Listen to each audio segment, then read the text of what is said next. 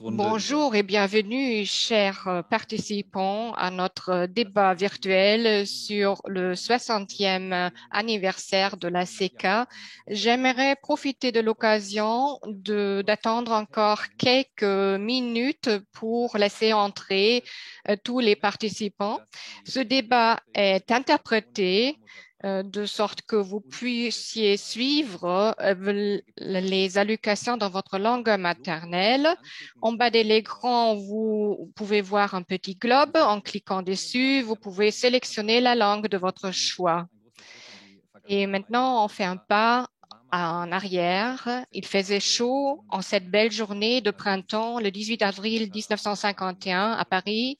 Le contexte idéal pour une étape historique de la construction de l'Europe. L'Italie, le Luxembourg, la Belgique, les Pays-Bas, la République fédérale d'Allemagne et la France signaient ce jour-là le traité instituant la Communauté européenne du charbon et de l'acier, la CECA. Plongeons-nous un instant dans l'histoire et écoutons ce qu'avait à dire l'ancien chancelier allemand Konrad Adenauer lorsque de son premier séjour à l'étranger. L'impact économique, politique et psychologique du présent traité est de la plus grande importance pour la politique européenne et au-delà pour la politique dans son ensemble. Tous les efforts déployés ont pour objectif la prospérité de tous et notamment le maintien de la paix. La paix et la prospérité, tels étaient les objectifs du chancelier fédéral Konrad Adenauer et des autres pères fondateurs européens il y a 70 ans à Paris, donc en 1951.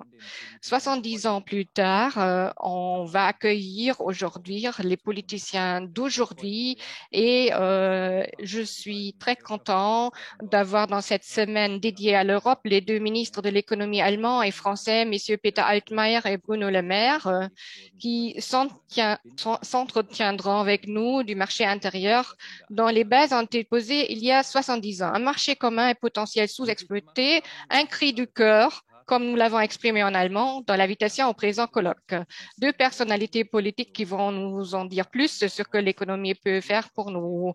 Alors, permettez-moi à présent de remercier les partenaires sans lesquels ce débat n'aurait pas été possible. L'Institut français de Bonn, la Fondation Bundeskanzler Adenauer de la Maison du chancelier fédéral Adenauer, le comité d'études des relations franco-allemandes de l'IFRI, la Société franco-allemande de Bonn-Rhein-Sieg, le Centre Ernst Robert Curtius de l'Université de Bonn et le cursus intégré gouvernance internationale européenne de l'Université de Münster et Sciences Po Lille et le cursus intégré études franco-allemandes de l'Université de Bonn et de la Sorbonne Nouvelle, tous les deux placés sous l'égide de l'Université franco-allemande.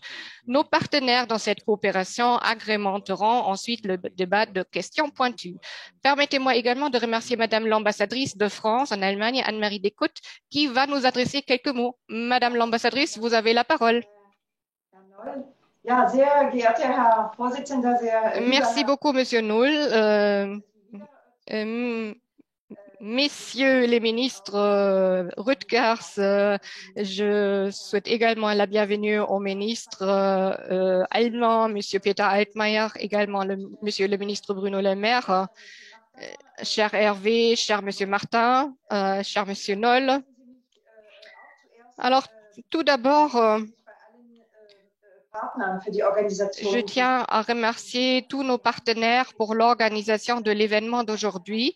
Vous les avez énoncés tout à l'heure. Je ne vais pas répéter maintenant tous les partenaires, mais je tiens à remercier avant tout Monsieur Charrier et son équipe qui a vraiment fait un travail formidable. Quelques mots de bienvenue et d'introduction à cet événement intéressant. Il y a 70 ans, le 18 avril 1951, le traité de Paris instituait la Communauté européenne du charbon et de l'acier, la CECA. Il s'agit d'une avancée historique 6 ans à peine après que la Seconde Guerre mondiale ait réduit l'Europe en ruine. Ensemble, les États fondateurs de la CECA ont convenu que ce n'est que par une coopération plus étroite, par la création d'un marché commun du charbon et de l'acier, que la paix, la solidarité et la prospérité en Europe pourraient être réalisées et s'inscrire également dans la durée. Les décennies à venir et l'évolution de la CECA vers l'UE devaient donner raison à cette idée fondatrice. À cet égard, la signification de cette décision se fait encore sentir aujourd'hui. Même si le traité a expiré en 2002, l'idée fondamentale est restée intacte et a même évolué. Le principe fondamental de la CECA reste d'actualité face aux nouveaux défis numériques et climatiques. Les objectifs d'indépendance et du Green Deal exprimés par la présidente de la Commission, Madame von der Leyen, montrent que, ensemble, nous devons relever les défis en investissant en des nouvelles technologies, également en garantissant que l'Europe reste le leader lorsqu'il s'agit des technologies de pointe et de rupture. Ça fait également la force de l'Europe. Il faut avoir donc un marché intérieur performant et de solidarité entre les pays nous unissent en tant qu'Européens, car nous savons que c'est le seul moyen de protéger nos citoyens. Nous savons tous que l'Europe n'est pas du tout une fatalité. Je pense que c'était également clair au père fondateur de la CECA. L'Europe est une construction très compliquée et probablement la plus ambitieuse du monde entier. Il faut garder ceci en tête lorsque nous critisons l'Europe. Et je pense que ces ambitions ont besoin également de quelque chose de concret. Et permettez-moi maintenant de citer Robert Schuman, dont les propos sont toujours d'actualité. L'Europe ne se fera pas d'un coup, ni dans une construction d'ensemble. Elle se fera par des réalisations concrètes, créant d'abord une solidarité de fait. Nous sommes depuis un an confrontés à la pandémie et nous devons apporter la preuve. Il faut continuer à coopérer, il faut continuer à développer des projets communs et comme le font l'économie et l'industrie, ce que nous allons encore entendre au cours de ce débat. Je vous remercie de votre attention et je me réjouis d'assister à la conversation qui suit. Merci beaucoup pour ces mots d'introduction, Madame l'ambassadrice. Et avec ceci, on retourne en Rhénanie du Nord-Westphalie. Monsieur Rutgers, vous êtes ancien ministre-président et vous avez la parole. Sehr geehrter Bundesminister Altmaier, lieber Peter. Monsieur le ministre fédéral, Monsieur le ministre Le Maire, sur les écrans et les téléphones, je vous souhaite chaleureusement la bienvenue au nom de la Fondation fédérale Konrad Adenauer Haus à Rhöndorf.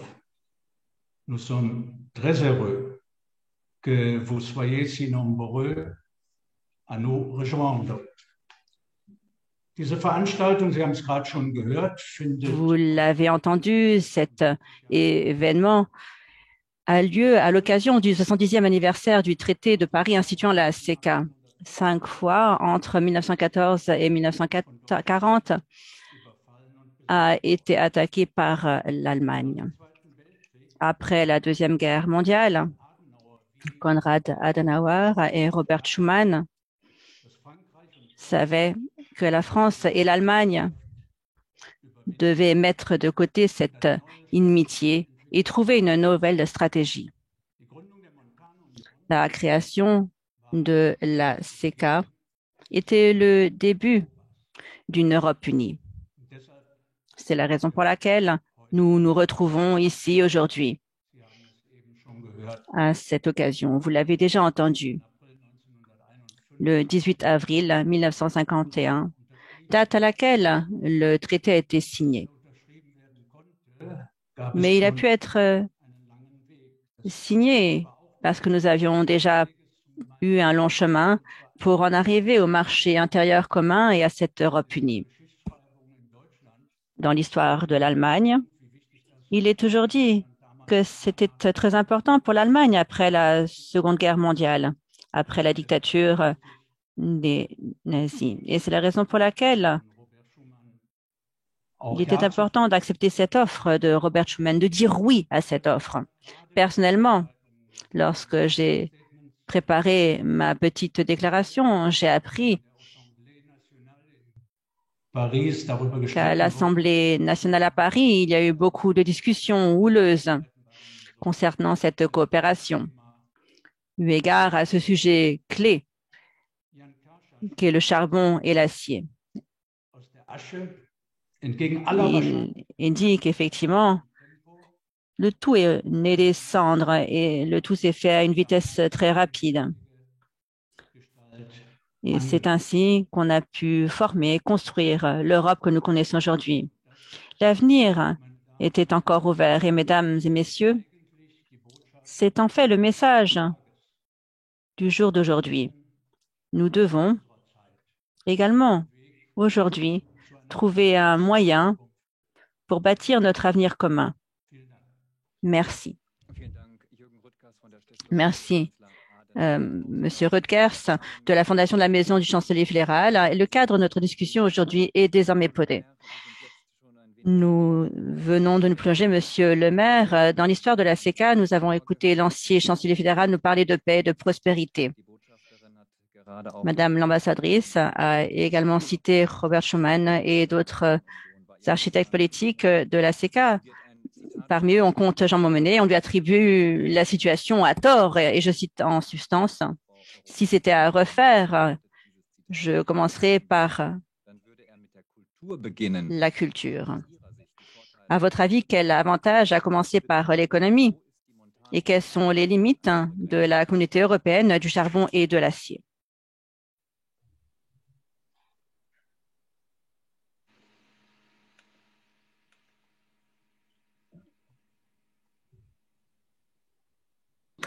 Salut Peter.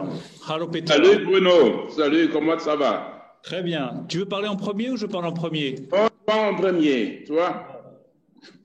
Bon, d'abord, je veux dire à Peter tout le plaisir que j'ai à le retrouver. Dire également à la Fondation Konrad Adenauer que je la remercie chaleureusement d'avoir organisé cet événement autour des 70 ans du traité sur le charbon et l'acier. J'ai eu l'occasion de venir à plusieurs reprises dans cette fondation Konrad Adenauer qui est très chère à mon cœur. Nous sommes dans un temps de crise économique, crise sanitaire, où jamais le projet européen n'a eu autant de pertinence. C'est le seul projet politique qui nous permet de garantir la paix, la prospérité de nos concitoyens, la défense de notre culture, la défense de nos intérêts économiques face aux États-Unis et face à la Chine.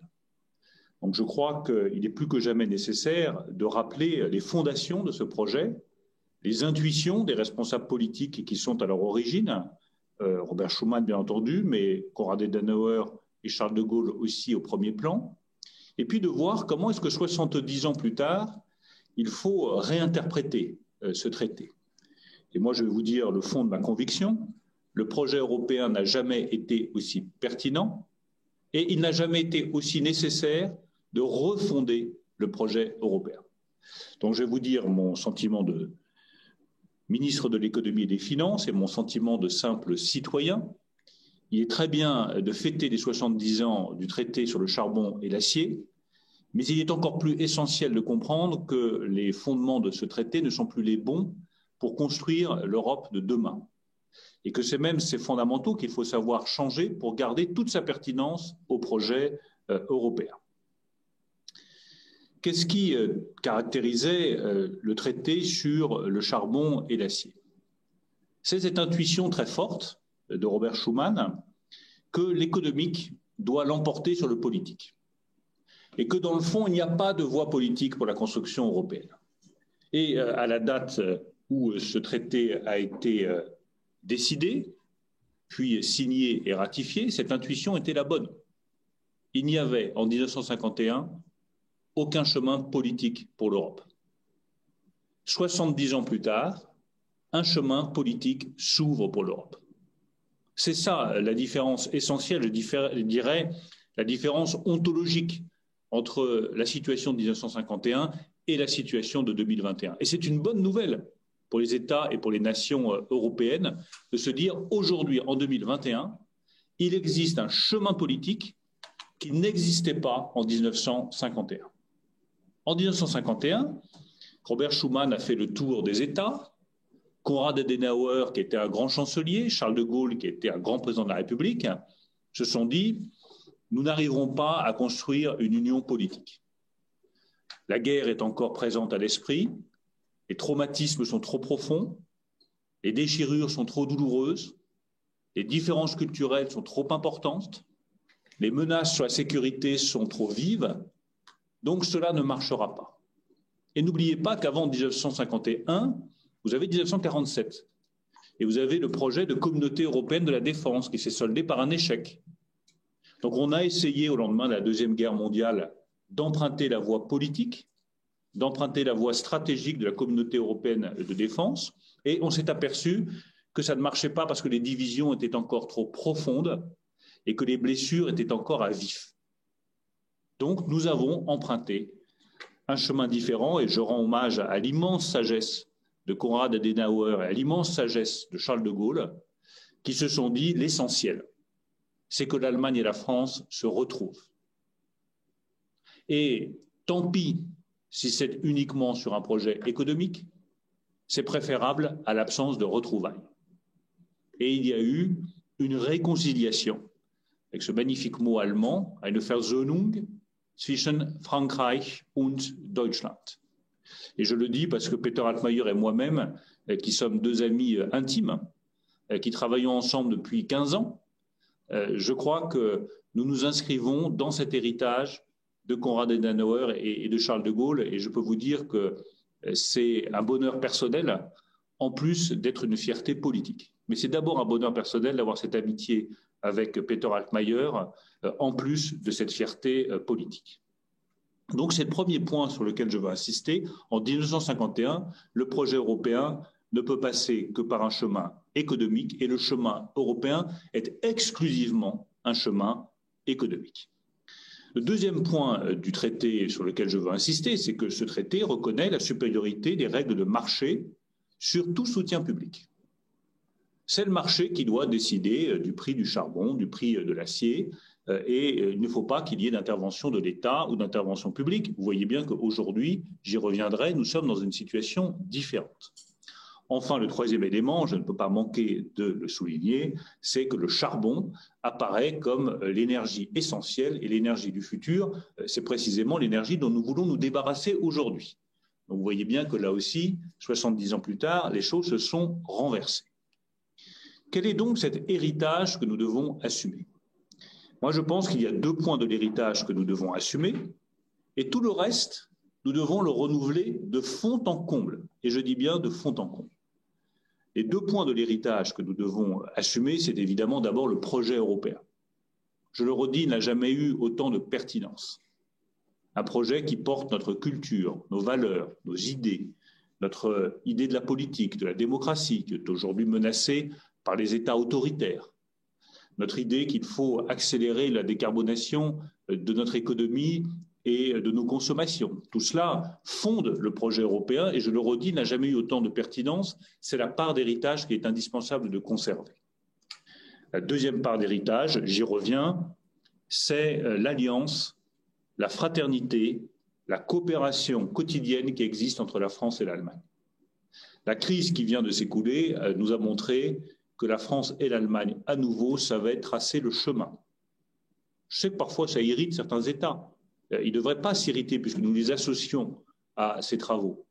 Mais je constate que lorsque la chancelière Angela Merkel et le président de la République française, Emmanuel Macron, sont d'accord pour mettre en place un plan de relance à 750 milliards d'euros et lever de la dette en commun, ça marche.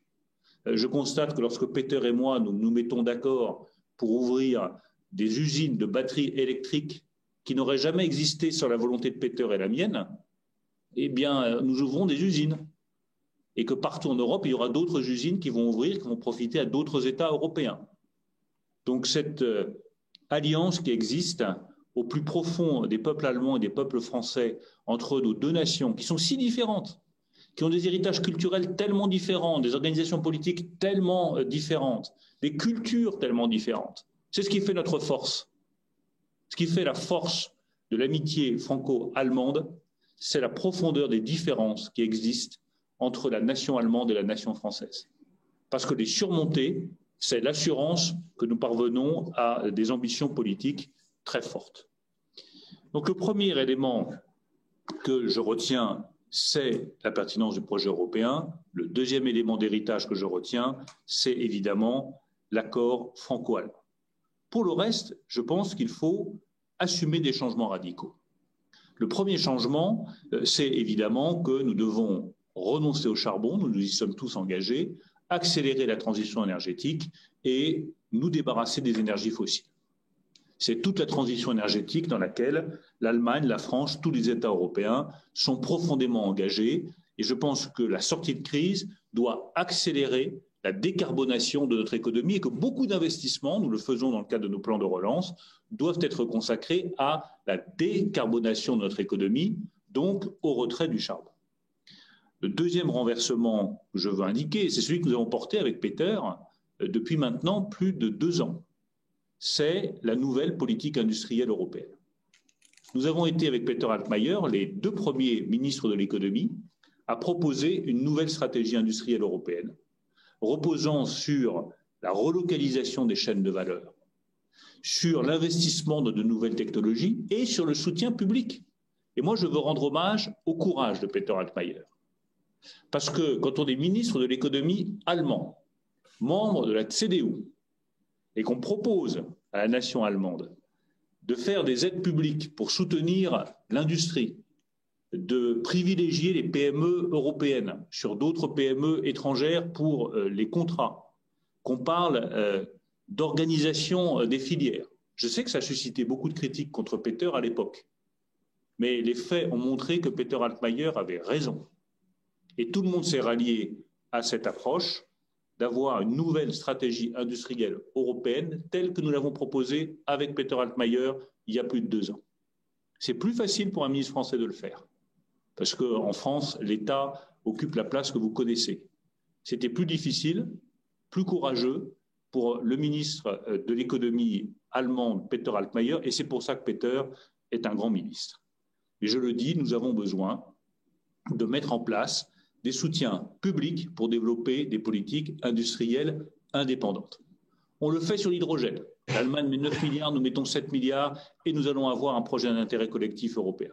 Nous le faisons sur le cloud, là aussi c'est l'initiative de Peter avec Gaia-X. Nous allons le faire sur les batteries électriques, je les ai citées. Nous allons le faire sur un sujet absolument fondamental qui sont les semi-conducteurs. Tout le monde a mesuré à quel point les semi-conducteurs étaient décisifs pour l'indépendance industrielle de nos 2 nations. Lorsqu'il n'y a plus de semi-conducteurs, c'est nos usines automobiles qui ne tournent plus et c'est beaucoup de chômage partiel dans les usines automobiles en France comme en Allemagne. Donc là aussi, c'est un renversement complet que je propose. Premier renversement du charbon aux énergies renouvelables. Deuxième renversement de la stricte logique de marché au soutien public à des filières industrielles. Enfin, et pour terminer, le troisième renversement, le plus important, que je propose par rapport à ce qu'était le traité sur le charbon et l'acier, c'est précisément de passer d'une Europe économique à une Europe politique. Je ne dis pas remplacer l'Europe économique par l'Europe politique. L'Europe est un marché unique avec des règles. Elle est puissante parce qu'elle a une économie puissante, parce qu'elle a réussi économiquement, mais compléter l'Europe économique par un projet politique. dans lequel, enfin, nous accomplirions la prédiction qui était celle d'un certain nombre de pères fondateurs. Ce qui fait l'unité européenne, c'est notre culture. Et avant tout, notre culture. Et c'est notre culture que nous devons défendre. C'est ce que nous sommes comme nation, avec le respect des divergences d'opinion, avec la séparation des opinions religieuses et des opinions politiques, avec le principe de l'égalité entre les femmes et les hommes, avec la volonté de respecter les règles de l'état de droit. Tout ça, c'est ce qui fonde notre culture. L'attachement que nous avons à la liberté d'expression, c'est ce qui fonde la culture européenne. La multiplicité de différences entre les nations, c'est ce qui fonde aussi la culture européenne.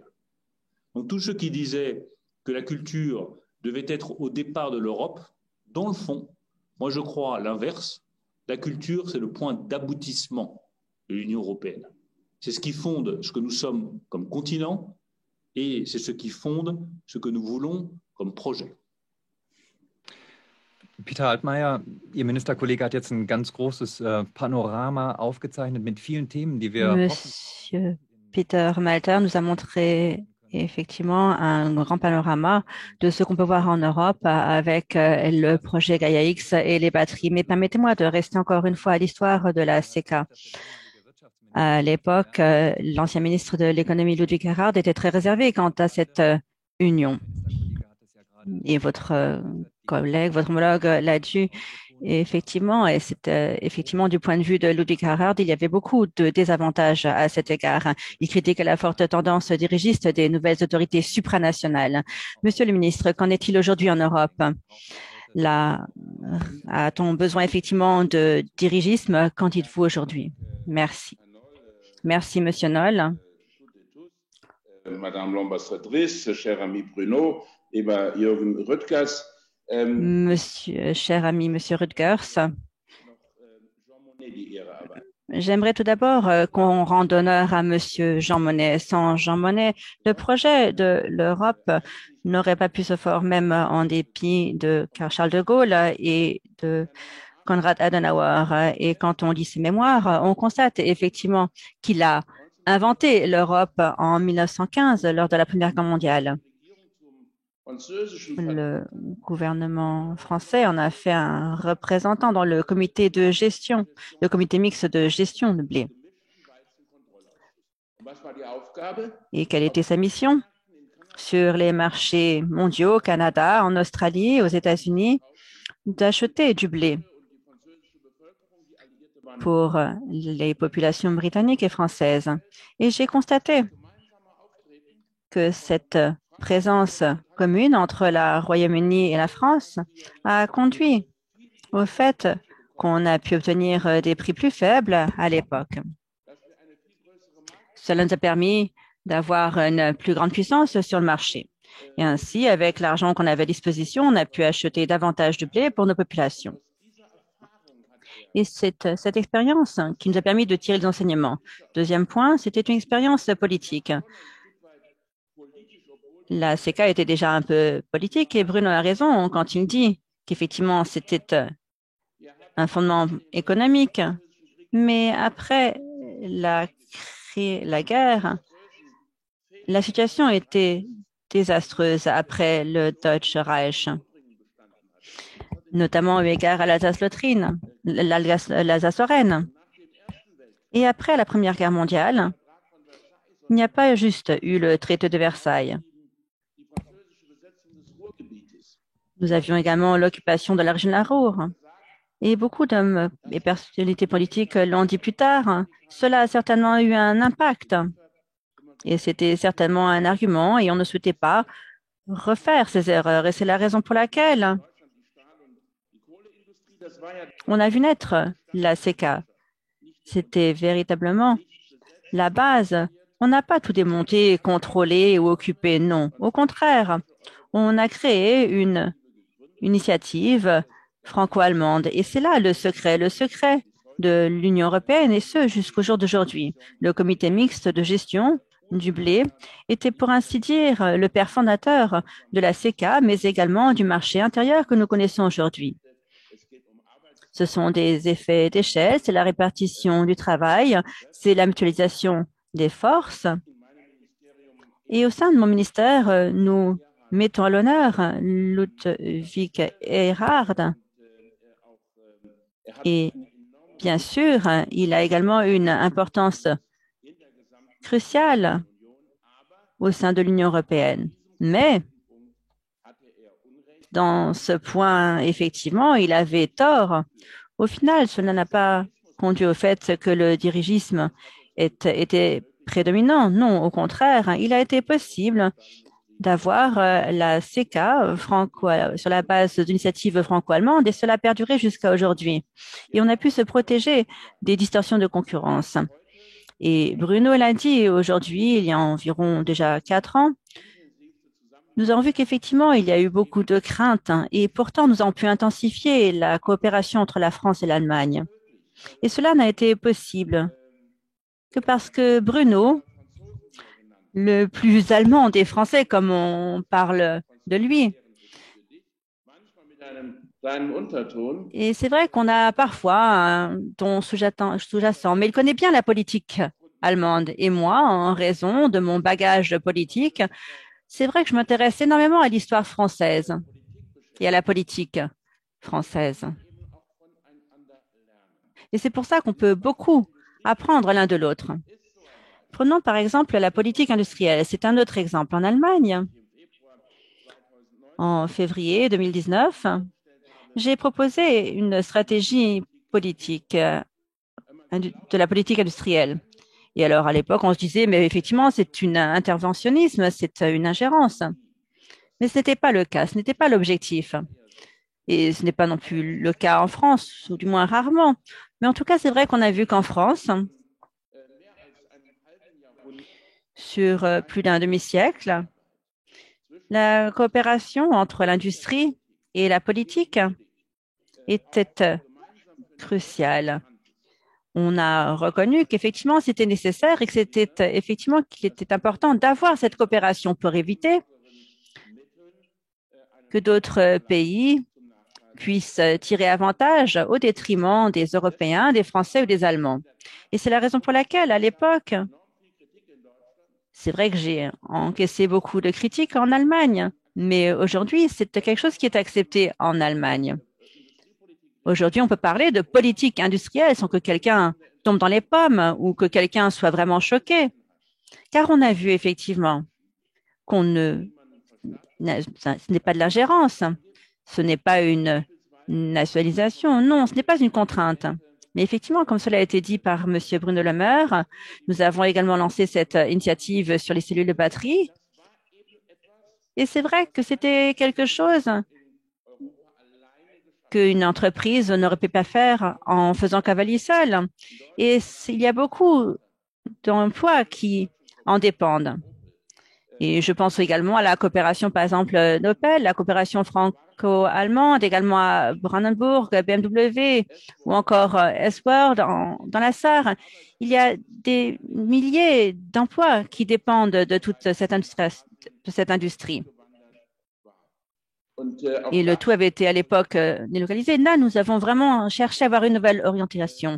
Nous avons pris exemple sur la France avec, par exemple, le projet Airbus avec Franz Josef Strauss. Nous avons également pris en compte les initiatives qui ont été lancées à l'époque. Et aujourd'hui, on ne serait pas positionné comme on l'est aujourd'hui s'il n'y a pas eu toutes ces initiatives qui ont été faites grâce à la coopération franco-allemande. Cette coopération a toujours été reconnue. La relation franco-allemande a toujours été importante. Et d'une certaine manière, il est important que cette coopération soit étroite, mais nous ne devons pas exclure les autres. Et c'est la raison pour laquelle, quelles que soient nos activités, qu'on soit État membre de l'Union européenne ou autre, nous avons toujours une coopération très étroite pour l'environnement, pour la politique, pour l'industrie, mais également au niveau technologique. Nous incluons les pays européens, mais toujours sur la base du volontariat. Il n'y a pas d'entreprise qui soit forcés de participer, mais c'est une offre que nous faisons. C'est une main tendue concernant les semi-conducteurs, concernant les cellules de batterie, concernant l'hydrogène, concernant le 5G, concernant le cloud et dans d'autres domaines. Et cela fonctionne et cela nous aide à renforcer l'Union européenne. Et nous devons veiller à ce que nous puissions également intégrer, inclure les étudiantes, les étudiants qui sont également ici présents, faire en sorte que l'on puisse approfondir cette coopération. Valéry Giscard d'Estaing, le président de la Convention, a dit à l'époque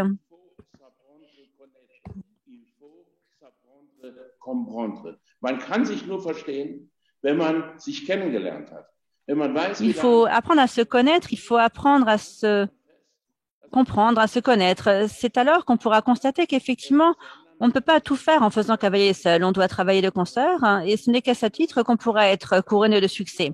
C'est à ce titre que la politique pourra être couronnée de succès et c'est ainsi qu'on pourra avoir des effets de synergie qui peuvent nous aider à faire en sorte d'avancer vers l'avenir. Le charbon et l'acier, nous en avons parlé. Effectivement, c'est une industrie très sale. Cela sentait la sueur, le ciel au-dessus de la région de la Ruhr. Et la Lorraine est également teinte de gris. C'est l'histoire du charbon et de l'acier.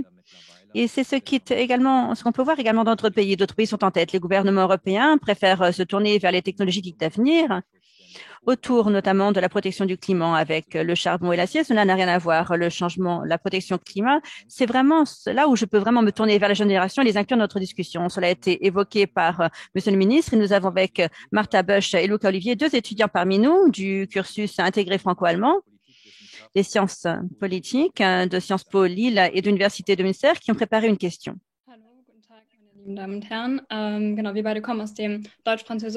Oui, bonjour, mesdames et messieurs. Nous venons du cursus intégré de l'Université de Münster et de Sciences Po Lille. Et aujourd'hui, la France et l'Allemagne sont un ensemble et nous faisons face à de nouveaux défis, notamment concernant la crise du climat et nous avons une nouvelle loi sur le climat qui doit permettre de répondre aux problèmes du climat. Alors, est-ce qu'on va pouvoir atteindre cette neutralité d'ici là?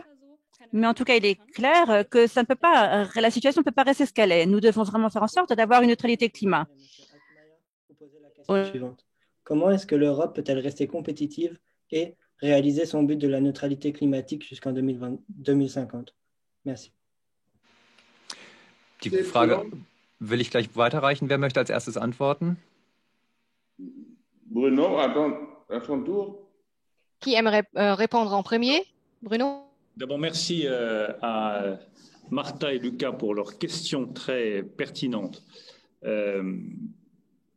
Moi, je considère que pour réussir la décarbonation de l'économie, il y a une seule voie efficace, c'est celle de l'innovation. Il y a une autre voie qui peut être proposée, qui est celle de la décroissance. Elle est proposée par un certain nombre de responsables politiques. On est en démocratie, c'est les citoyens qui trancheront. Donc on peut produire moins, consommer moins, réduire la croissance économique. Ça peut être une option pour émettre moins de carbone. Mais cette option-là, elle nous conduit à avoir un niveau de vie qui est moins satisfaisant. Et pour vous, qui êtes beaucoup plus jeunes que Peter et que moi, est-ce que vous acceptez d'avoir un niveau de vie moins satisfaisant, c'est-à-dire être moins bien soigné, avoir des transports moins efficaces, voyager moins? Ça peut être un choix. En tout cas, nous, ce n'est pas le choix que nous défendons avec le président de la République. L'autre choix, c'est de se dire, on va garder le même niveau de vie, on va même l'améliorer, mais on va utiliser des technologies qui émettront moins de CO2. Le meilleur exemple pour moi, c'est l'avion et l'hydrogène. Il y a ceux qui vous disent l'avion c'est mal, ça émet du CO2, donc il faut moins voyager. Et il faut arrêter d'utiliser l'avion. Très bien, mais dans ce cas-là, ça veut dire que vous ne pourrez plus aller en Afrique, vous ne pourrez plus aller en Asie, vous ne pourrez plus aller en Amérique du Sud, vous ne pourrez pas découvrir ces pays, vous ne pourrez pas découvrir ces cultures, vous ne pourrez pas découvrir d'autres peuples, vous ne pourrez pas voir et toucher ce qu'est la vie, la culture d'autres peuples, d'autres nations, d'autres continents. Et je pense que dans ce cas-là, il y a un risque de rétrécissement du monde et même un risque de conflit, parce que quand on ne se connaît pas, on se craint, et quand on se craint, ça crée toujours des risques de conflit. Moi, je crois au contraire qu'on peut envisager des transports toujours aussi importants, toujours aussi fluides, mais avec des technologies qui n'émettent plus de CO2. L'hydrogène va être une possibilité pour l'avion à partir de 2035. Donc des avions qui consomment beaucoup de kérosène, qui émettent beaucoup de CO2, qui sont très polluants, on va les remplacer à partir de 2035 par des avions qui vont fonctionner avec de l'hydrogène. Alors au début, ce sera que des avions qui peuvent transporter 100 ou 150 passagers pour des distances qui seront encore réduites, mais progressivement, nous aurons des avions totalement décarbonés, émettant zéro CO2, qui vous permettront de continuer à vous déplacer sans polluer la planète. Ça vaut pour les avions, ça vaut pour la voiture, où on accélère de manière très très rapide la transition écologique avec les batteries électriques et des véhicules qui émettent moins de carbone. Ça vaut pour les camions, ça vaut pour les trains, ça vaut pour les bateaux. Donc pour tous les moyens de transport, on doit utiliser des technologies nouvelles qui permettent d'émettre moins de CO2 tout en continuant à se déplacer. La seule difficulté de ce choix-là, qui vaut aussi pour le bâtiment, qui vaut pour l'industrie, qui vaut pour les constructions, c'est que ça coûte très cher et que ce n'est pas rentable économiquement. Et c'est là que la politique industrielle que nous proposons avec Peter a tout son sens. Nous croyons au marché avec Peter Altmaier, nous croyons à la concurrence, bien entendu, mais nous avons aussi conscience que dans ces périodes de transition, la puissance publique doit jouer tout son rôle. L'hydrogène, ça n'est pas rentable du tout. C'est très cher. Donc, un constructeur automobile qui doit vendre des voitures ou un constructeur d'avions comme Airbus qui doit vendre des avions, il ne va pas faire d'avion à hydrogène parce que ce n'est pas rentable. Ou alors, il faudrait que le prix du billet d'avion explose et personne ne pourrait prendre l'avion. Donc, c'est l'État allemand, l'État français, la Commission européenne, d'autres États européens qui vont faire partie de cette alliance pour l'hydrogène, qui vont financer ces coûts de recherche et de développement qui sont trop importants au départ. Et nous allons assurer le financement de cette transition technologique. Quand, par exemple, l'État français soutient la vente de véhicules électriques, il accompagne cette transition. Aujourd'hui, vous prenez un petit véhicule électrique, une 208 Peugeot. Je vais prendre un exemple français et puis Peter prendra un exemple avec Volkswagen. Mais une 208 aujourd'hui, ça coûte 18 000, 20 000 euros. Si vous prenez la version électrique, ça vous coûte plus de 30 000 euros. Personne ne peut payer ça. Donc nous apportons une prime payée par l'État de 7 000 euros pour que le véhicule électrique soit moins cher et soit abordable. On ne va pas la garder tout le temps, la prime, mais au moins pendant cette période de transition, l'État va financer la transition écologique et financer l'innovation et les nouvelles technologies qui nous permettront de conjuguer croissance et respect de l'environnement.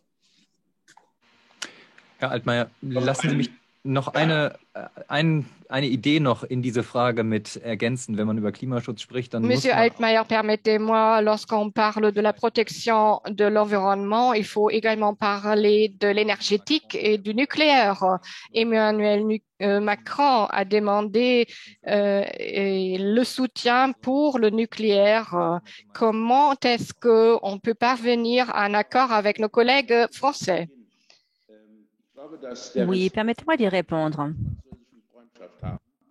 Alors, eu égard à la coopération et à l'amitié franco-allemande, effectivement, nous voyons que nous avons un choix. Nous avons un choix respectif avec notre partenaire, notre ami franco-allemand. Certains pays sont sortis du nucléaire, notamment l'Allemagne. D'ici la fin de l'Allemagne, toutes les centrales seront désactivée et la France a décidé, eu égard à la protection du climat, de miser sur le nucléaire. Et c'est effectivement la raison pour laquelle l'empreinte ou le bilan carbone en France est bien plus positif que celui des Allemands, mais il est important que les Français aient pris la décision que nous avons prise après notamment Fukushima et inversement, nous respectons également la décision française. Bon, il y a toujours des discussions à cet égard. Par exemple, qu'en est-il des investissements concernant les centrales? Est-ce que c'est quelque chose qui s'inscrit dans la durée ou qu'en est-il d'une centrale à gaz? Est-ce que c'est quelque chose de pérenne? Souvent en Allemagne, on entend la réponse non, pour le gaz non, mais en France, on entend oui pour le nucléaire, pour le gaz non.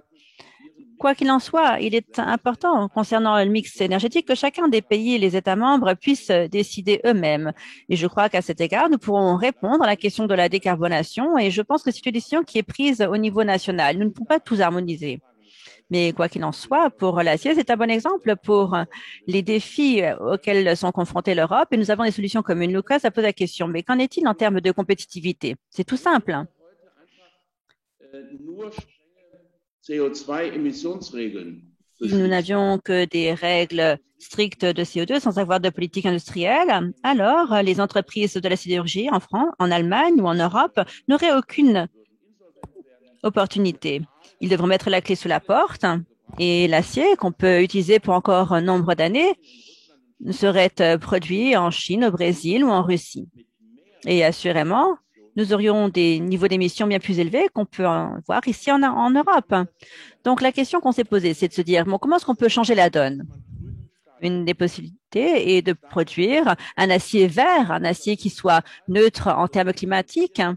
Et cet acier peut être produit à la place du coke et on peut à ce moment-là utiliser l'hydrogène avec des énergies renouvelables. Et hier encore, j'ai eu un entretien avec l'industrie sidérurgique et j'ai eu une conversation de 3 heures. C'est un grand défi auquel nous sommes confrontés. Il y a différents problèmes à cet égard. Premiers problèmes, les investissements sont très élevés et plus importants, notamment quand il faut construire un four. Il faut toujours répondre à cette question. Alors, qu'en est-il de l'hydrogène, etc. Autant de questions qu'on se pose. Et c'est la raison pour laquelle nous avons besoin de soutien à cet égard. Et c'est possible dans le cadre de l'IBCI ou du GIEC avec différents projets qui nous permettent de soutenir les projets européens. Et c'est justement à cet égard, notamment avec l'hydrogène, que nous avons lancé des initiatives franco-allemandes et nous avons présenté ces projets en Europe et à Bruxelles. Mais qu'en est-il maintenant de la production d'acier à cet égard? Bon, toujours est-il, il sera toujours encore à 30-40% en termes de prix plus élevés que les autres aciers produits dans d'autres pays. Et c'est la raison pour laquelle il est important de se pencher sur la question de la compétitivité. Cela ne fonctionnera que si nous prenons beaucoup d'argent entre nos mains avec beaucoup de subventions et personne ne pourra se permettre cette facture. Ou alors, il nous faut trouver un mécanisme d'ajustement et c'est ce que souhaite faire la Commission européenne et des propositions seront faites d'ici le mois de juillet. Et bien sûr, il y a d'autres possibilités. D'autres pays industriels peuvent suivre ces objectifs ambitieux que nous avons et à ce moment-là, nous pourrions atteindre l'objectif que nous sommes fixés. La Corée du Sud, le Japon, le Canada se sont déjà engagés d'ici 2050 à être neutres en termes de climat, tout comme l'Union européenne. Et le nouveau gouvernement américain a de nouveau signé le traité de Paris. Ils nous ont rejoints et la question qui se pose, c'est de savoir, mais auront-ils la force, le courage de se joindre à nous? Et ce n'est possible d'avoir ces débats, ces discussions que si nous sommes une Europe forte, que nous parlons d'une même voix, je pense que c'est possible. Et à ce moment-là, nous pourrons avoir la décarbonation et l'industrie sale pourra devenir une industrie verte. Et ainsi, l'Europe pourra être maintenue comme lieu de production pour l'industrie, que ce soit pour l'aéronautique, partout. Nous pourrons relever ces défis, nous pourrons travailler de concert pour une solution verte et pérenne qui s'inscrira dans la durée et nous resterons tout de même compétitifs. Monsieur Bruno Le Maire, au début, vous avez parlé d'un autre projet prestigieux et je pense notamment au Cloud Gaia X et qui se veut un rival pour Amazon, Google et Microsoft. Le projet a été présenté en juin 2020. Pouvons-nous d'ores et déjà tirer un bilan mi-parcours? Monsieur le ministre, monsieur le maire, souhaitez-vous répondre à cette question? Combien de lignes de code ont déjà été écrites pour Gaia X?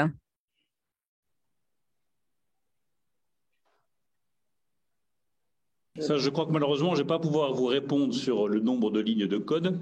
Ce que je peux vous dire, c'est qu'effectivement, ça avance bien. Nous avons beaucoup d'industriels qui sont partis à ce projet. et que derrière, je pense que ça traduit bien notre objectif politique, qui est de renforcer l'indépendance européenne, être capable de stocker nos données les plus sensibles. Chacun sait aujourd'hui que la valeur dans une économie, elle dépend des données. Donc, nous voulons évidemment protéger nos données les plus sensibles, les valoriser par nous-mêmes. Et c'est tout l'objectif du projet Gaia-X auquel nous participons, qui est une initiative lancée par Peter il y a maintenant quelques mois et qui, je crois, rencontre un vrai succès. Wenn wir bei technologischer Unabhängigkeit, bei dem Thema technologische Unabhängigkeit… Lorsque on parle de l'indépendance technologique, j'aimerais passer à une autre question de la part de nos partenaires, à savoir Marie Kpata, qui est du Comité d'études des relations franco-allemandes. Donc, la pandémie a montré une certaine dépendance, une certaine vulnérabilité au numérique.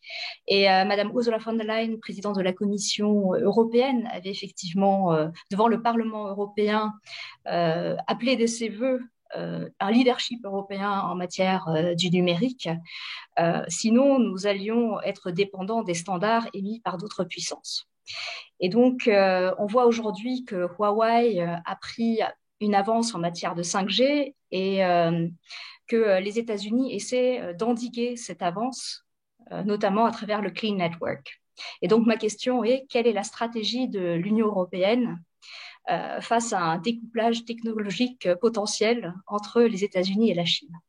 Merci.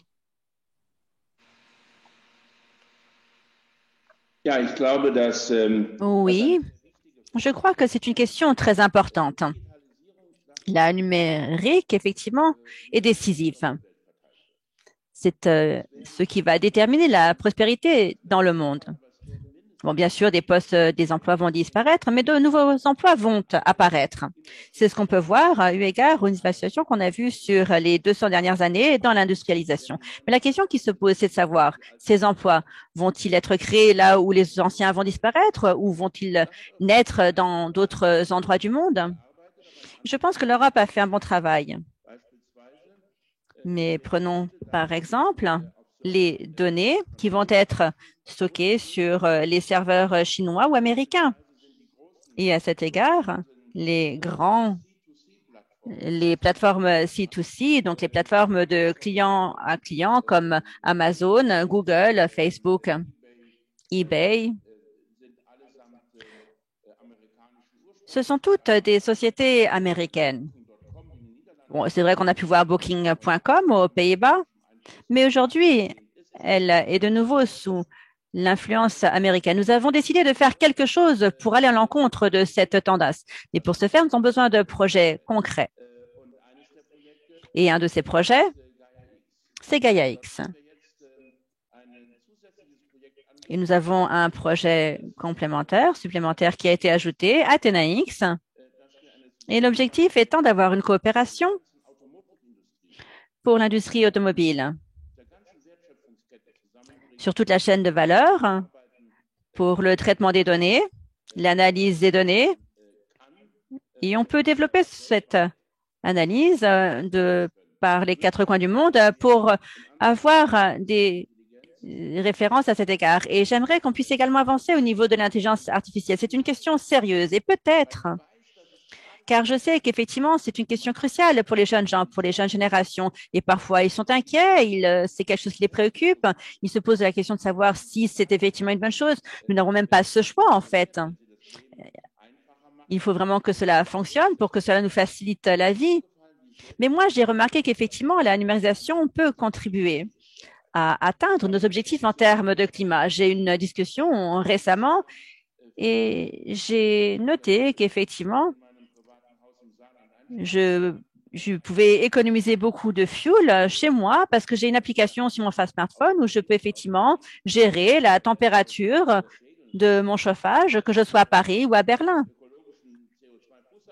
Et ainsi, j'ai pu réduire mon bilan carbone, mon empreinte carbone, depuis que j'ai, par exemple, aussi la banque en ligne. et je ne dois pas toujours aller en voiture à la caisse d'épargne pour effectuer un virement. Non, je peux tout simplement m'installer derrière mon ordinateur et je peux effectuer mes virements et cela me permet de faire des économies à cet égard. Il y a beaucoup d'exemples encore qui nous montrent qu'effectivement, il y a des solutions qui sont très judicieuses, intelligentes, des solutions numériques qui nous permettent effectivement de réduire les coûts en matière de climat et qui nous permettent en même temps d'œuvrer en faveur de la santé, de l'éducation. Je pense que c'est un argument pour et en faveur du numérique. Et nous avons besoin d'étudiants qui sont prêts à devenir éditeurs de logiciels, qui souhaitent travailler sur les plateformes économiques industrielles. Nous avons besoin également de soutien pour les startups.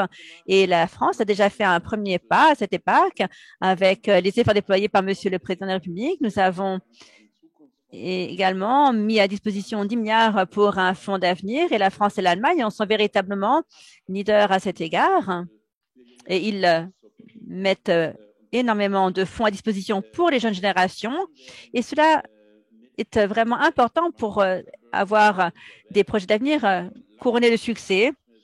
Et je pense également à des sociétés comme celle de Mark Zuckerberg qui ne sont plus du tout des startups. Et nous, au niveau européen, devons faire en sorte de faire avancer les choses. Et nous devons faire nos preuves. Et enfin, une dernière question, puisque nous arrivons à la fin de notre conversation et j'aimerais maintenant vraiment parler d'un sujet qui est très chaud et je pense notamment à la question des changements de traités en Europe. Est-ce que c'est nécessaire? Nous avons ici Monsieur Poul avec nous, qui est président de la Fédération franco-allemande. À vous ma question. Oui, bonjour, messieurs les ministres à Paris et Berlin. Nous avons un contexte historique dans lequel nous sommes ici et c'est l'intégration européenne. Et ma question est la suivante. Le fonds de reconstruction de l'Union européenne qui a été initié par la France et l'Allemagne, est-ce qu'il ne conduit pas inévitablement à une plus grande intégration? Et est-ce que les traités de l'Union européenne qui sont actuellement en vigueur sont-ils encore appropriés à cet égard ou a-t-on besoin de davantage de compétences? Peut-être qu'on peut transmettre cette question à Paris. Je pense que la France a déjà sa propre expérience avec les nouveaux traités de l'Union européenne.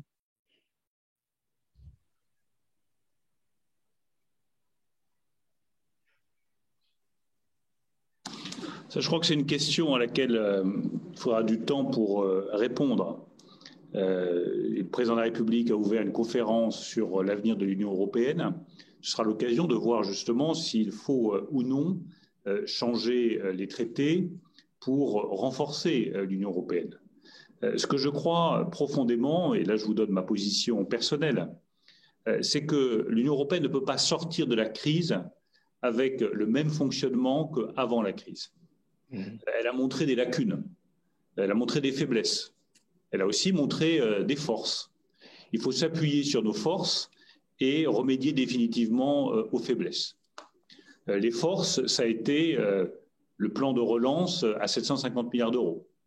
Ça a été la capacité à émettre de la dette en commun. Ça a été les réponses économiques convergentes que nous avons apportées pour protéger les salariés, protéger les entreprises. Tout ça, ça a fait la force de l'Union européenne dans cette crise. Ça nous a évité une crise sociale, ça a protégé nos capacités de production. L'autre force sur laquelle je veux insister, c'est la prise de conscience qu'il faut mettre en commun nos investissements pour les technologies nouvelles, les technologies de rupture. On les a déjà citées, les batteries électriques, les semi-conducteurs, y compris d'ailleurs des semi-conducteurs d'une taille inférieure à 10 ou 11 nanomètres, l'espace, les lanceurs. Sur tous ces sujets-là, nous voyons bien qu'il faut mettre en commun nos atouts, nos technologies, nos moyens financiers pour faire concurrence à la Chine et aux États-Unis. Ça, c'est les points positifs que je tire de la crise. Le troisième point positif, c'est le rôle de la Banque centrale européenne.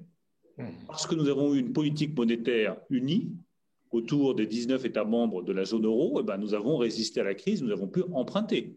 Et je veux rendre hommage au rôle qu'a joué la Banque centrale européenne. Vous imaginez si chaque banque centrale séparément avait dû lever de la dette, ça aurait été beaucoup plus difficile, voire impossible pour tous les États européens. Donc pour moi, c'est les leçons positives de la crise. Après, quelles sont les éléments auxquels il faut maintenant apporter des réponses. Il y a d'abord un premier élément qui est un élément institutionnel. Nous sommes trop lents et trop compliqués. Et ça n'est plus possible. Ce qui s'est passé avec Ursula von der Leyen et Charles Michel en Turquie a été vécu comme une humiliation par nos citoyens européens et comme une humiliation par nos compatriotes. Tout simplement parce que nous sommes fiers de l'Europe, fiers de la continent européen, fiers de notre histoire européenne et que nous ne voulons pas être humiliés sur la scène internationale par le régime autoritaire turc. Et ça, il faut y apporter une réponse. Ça ne peut pas rester sans réponse. En termes de représentation, d'institutions, ça ne peut pas rester sans réponse. La deuxième chose, c'est que sur les politiques industrielles, politiques commerciales et politiques de concurrence, il faut arrêter d'avoir trois politiques séparées. Nous devons avoir une seule politique économique dans laquelle il y a une politique industrielle, une politique commerciale et une politique de concurrence, chacune renforçant l'autre. Il faut que nous soyons capables de penser ce renforcement-là. Enfin, en troisième lieu, il faut que nous définissions plus clairement ce que nous voulons raconter aux autres continents. Qu'est-ce qui fait la singularité européenne? Qu'est-ce qui fait la culture européenne? Qu'est-ce qui nous rassemble? Nous avons des nations, des mémoires qui sont très différentes, mais il y a des éléments qui nous rassemblent, qui sont la liberté de penser, la liberté d'esprit, qui sont la démocratie libérale, qui sont l'égalité entre les femmes et les hommes. Tout ça fait un socle culturel commun qui fait l'identité européenne. Et je crois qu'il est essentiel que nous soyons capables d'affirmer cette identité européenne, parce que c'est ce qui rendra l'Europe et le continent européen attractifs et qui fera la force des nouvelles générations.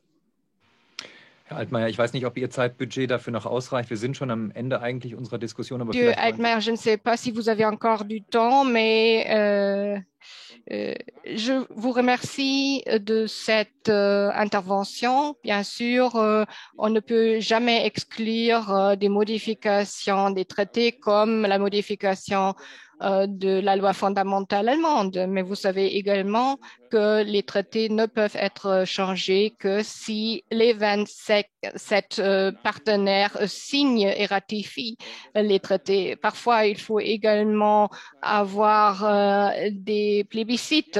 C'est pourquoi c'est ma recommandation, quelqu'un qui coopérera avec Claire-Vie Hervé dans la Convention constitutionnelle sous l'égide de Giscard d'Estaing et M. Roman Herzog. Et là, j'ai fait partie de ce comité. Moi, je recommanderais pas avoir une très grande réforme, une forme d'importance parce qu'on ne va jamais y parvenir, mais plutôt sélectionner les changements qui sont importants, qui sont nécessaires et voulus par tout le monde. À ce moment-là, vous pouvez les mettre en place. De toute façon, moi, je suis d'avis que nous pouvons atteindre pas mal de choses en Europe si nous avons cette volonté politique de le faire, si les traités, les accords européens sont flexibles, donc on peut en parler, on peut en discuter de changement des traités, mais il faut également viser à résoudre les problèmes et ne pas attendre encore 2 ou 3 ans. Peut-être encore une remarque. Nous avons parlé de la conférence qui commencera dimanche. Il y aura également un référendum et on aura la possibilité également d'y participer. Il y a une plateforme de l'Union européenne. Merci, Monsieur le ministre Altmaier. Nous voilà arrivés à la fin de notre conversation, mais pas à la fin de notre manifestation. Nous avons encore la possibilité d'entendre Éric André Martin du Comité des relations françaises IFRI à Paris, qui va résumer encore les sujets qu'on a eus ici lors de notre plateforme. Merci beaucoup, Andreas. Merci à tous les intervenants dans ce débat très riche et en particulier à nos deux ministres, Bruno Le Maire et Peter Altmaier. Alors, aujourd'hui, nous commémorons le 70e anniversaire du traité instituant la Communauté européenne du charbon et de l'acier. À travers cette commémoration, nous rappelons le souvenir d'un événement qui est un acte fondateur de l'Union européenne. Mais en même temps, il ne s'agit pas seulement pour nous de commémorer un fait du passé, mais de considérer la grande actualité qu'il conserve aujourd'hui et pour l'avenir. Et je pense que la discussion qui vient de se dérouler a confirmé, je dirais, deux éléments fondamentaux.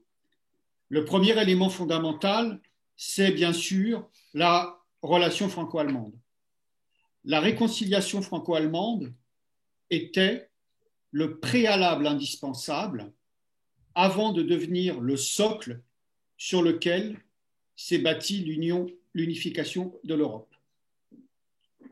Et ça reste un élément indispensable et un élément constant. La deuxième chose, c'est la construction européenne. Le traité sur la CECA est un point de bascule, à partir duquel s'est construite l'unification de l'Europe et qui a fondé la pertinence du projet européen. Et donc, c'est un processus qui s'est mis en marche et dont on saisit la modernité profonde lorsque l'on reprend à la formule de Robert Schuman. Cette manifestation doit être pour nous une leçon d'avenir, bien plus qu'une justification du passé. Et donc, lorsqu'on a dit ça, je pense qu'il y a deux interrogations qui ressortent du débat qu'on vient d'avoir aujourd'hui.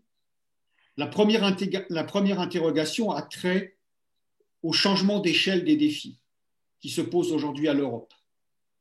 Ce changement d'échelle qui est marqué par la réduction de la position relative qu'occupe l'Europe dans le monde, aussi bien en termes de richesse produite que de poids démographique, ce qui fait qu'aujourd'hui, à la différence de ce que pouvaient être les relations de puissance à la fin du 19e siècle, au début du 20e siècle, aucun État européen n'est désormais aujourd'hui en mesure de s'imposer seul dans la compétition internationale.